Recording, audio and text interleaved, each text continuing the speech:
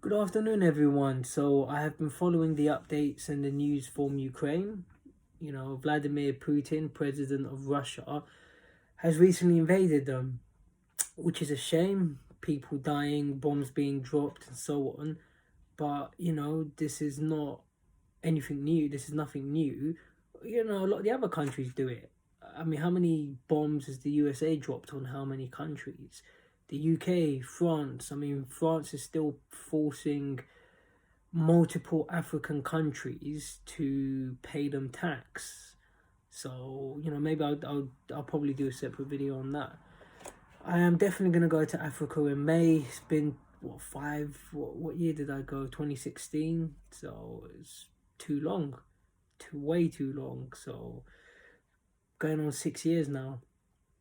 So I really want to go to Eritrea, do some stuff there. I want to reinvent my life, reinvent my channel. But yeah, it's nothing new. It's nothing new, countries invading countries. I mean, the situation in the Ukraine is probably not going too well for Vladimir Putin. And I think, to be honest, it's common sense. I mean, he should have asked. See, Vladimir Putin should have asked me for advice before he invaded. I would have told him exactly what to do. Because the situation with Vladimir Putin now, I mean, the war is costing you however much money per day, like £15 billion a day, they're saying. I don't know how much exactly, but obviously, once I get in touch with Vladimir Putin, like, I want to personally, I'd say by the end of the year, I genuinely want to go out to Ukraine and Russia myself and see the situation for myself and talk to the various factions and arbitrate a solution. But I'm a little bit busy at the moment. I need to go to Eritrea first. There's things I need to do over there. You have the Ethiopian civil war going on, the Tigray region. Eritrea has been involved in that war, and obviously I need to go over there and I need to sort of sort things out there. Then once I've dealt with that, you have the whole nonsense going on in Somalia. You have Al Shabaab still doing Al Shabaab tactics and foolishness.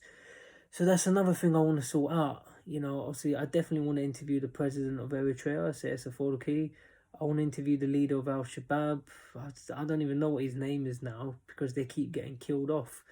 You got Boko Haram in Nigeria. I want to talk to them as well. The leader of Boko Haram is Abu Sheshenko or something like that. Is he still alive? What's that? These guys keep getting killed off. I mean, how did they find guys to apply for these jobs? Hey, do you want to be the leader of Boko Haram? The last one got blown up by a US drone. We're going to offer you dental care and we'll offer you 50 grand a year, but you could get blown up by a US drone at any time. Sign me up. Like, what kind of dummies are signing up for these jobs? I want to be the leader of ISIS. Yeah? You want to take on the US?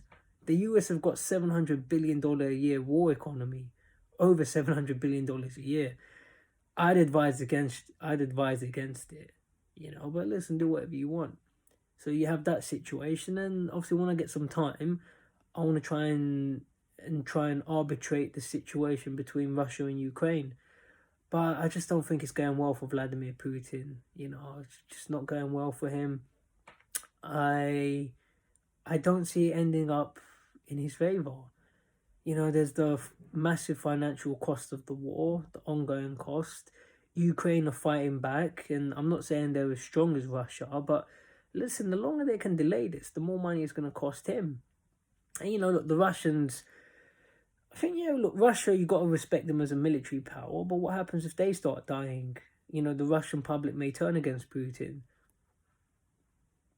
Well, to me, I don't really see that happening, but but what if the Russian military turn against Putin? I mean, that's a possibility. He's been in power for how long?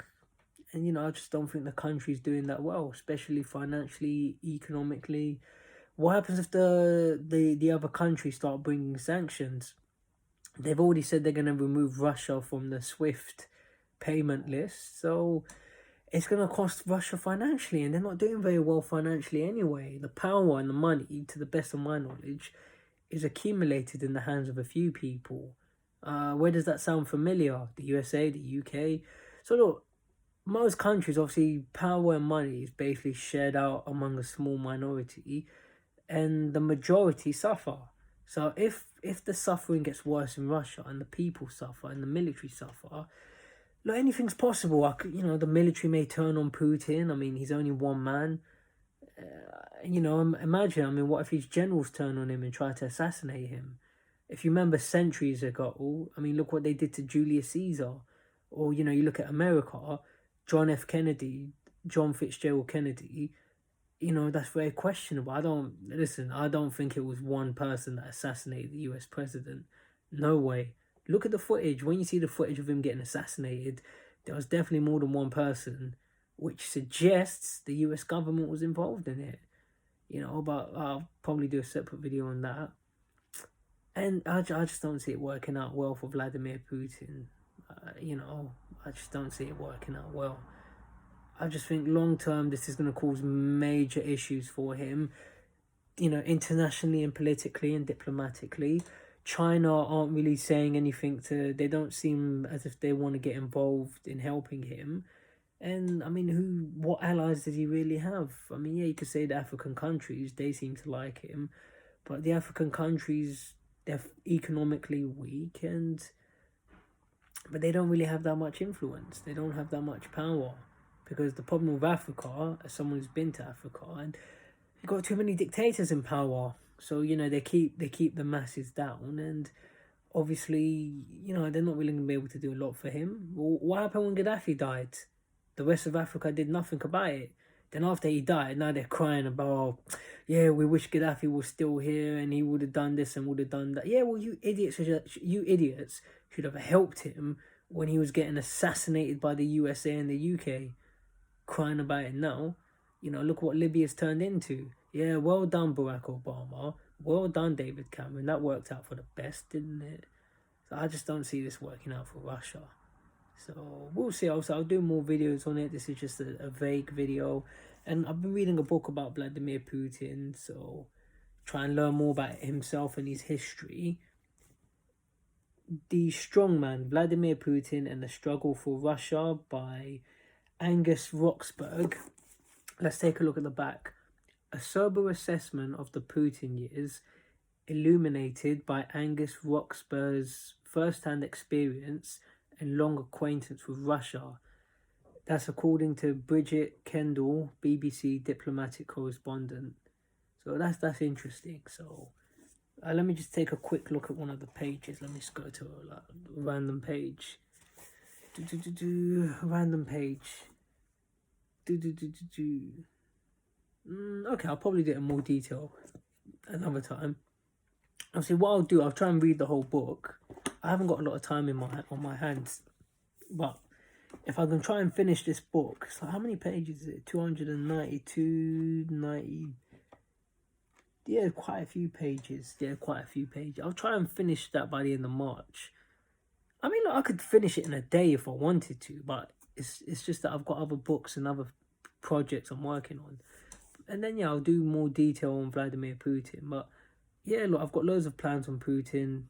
Maybe do a documentary on him.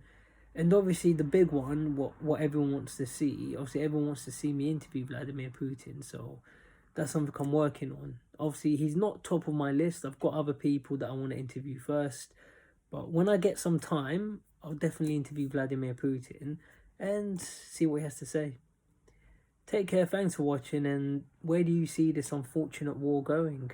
I just don't see it going well for anyone, whether it's Russia or Ukraine. What can I say?